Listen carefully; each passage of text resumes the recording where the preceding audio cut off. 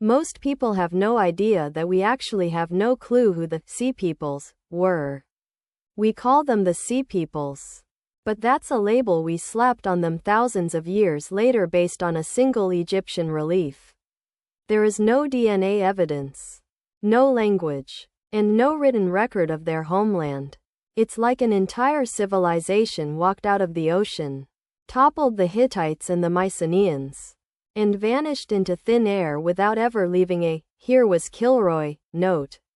We are essentially trying to solve a murder mystery where the murderer doesn't exist in the historical record, but the way they fought? That's where things get even weirder. Here's something they never taught you. The Sea Peoples didn't just win because they were stronger. They won because they brought asymmetric warfare to the ancient world. Before them, Bronze Age battles were basically pre-planned. Honorable lineups between chariots and slow-moving infantry. The Sea Peoples showed up with flexible hit-and-run tactics, lighter weapons, and specialized ships that rendered the massive, expensive chariots of the Hittite Empire completely useless. They basically invented the concept of total war, where the goal wasn't just to win a battle, but to dismantle the infrastructure of the state itself. It was the ancient version of bringing a modern military to a sword fight. But fact number 4 is the one that changes everything. Most people have no idea that the Sea Peoples might have been refugees rather than invaders. New data from paleoclimatology shows that around 1200 BCE, the Mediterranean was hit by a massive mega drought that lasted for decades.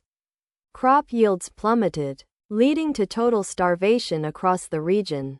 Historians now suspect these invaders were actually desperate, starving farming families from as far away as Central Europe who were forced to become pirates just to survive. They weren't conquering for glory. They were a massive, desperate human tide fleeing a dying environment. It makes you realize that empires are much more fragile than we think. And honestly, the scale of this collapse is still sending shivers down the spines of modern climate scientists. Here's something they never taught you. The collapse was so absolute that society literally forgot how to read and write. We call it the Greek Dark Ages. Before the Sea Peoples, the Mycenaean civilization was documenting everything in a script called Linear B. After the dust settled, the knowledge of writing disappeared from the region entirely for nearly 400 years. Imagine if today, all computers, books, and internet archives just vanished, and we went back to passing notes in the dirt. The Sea Peoples didn't just burn buildings. They effectively hit the reset button on human progress, forcing humanity to reinvent literacy from the ground up. It's the ultimate cautionary tale of how fast civilization can blink out of existence.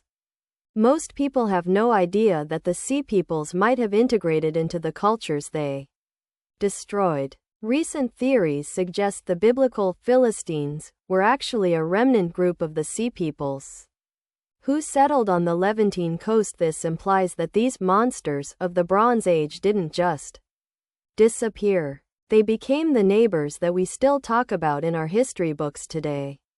The conquerors eventually became the settled civilization, adopting local customs until their original identity was washed away. If this blew your mind, hit subscribe. New video every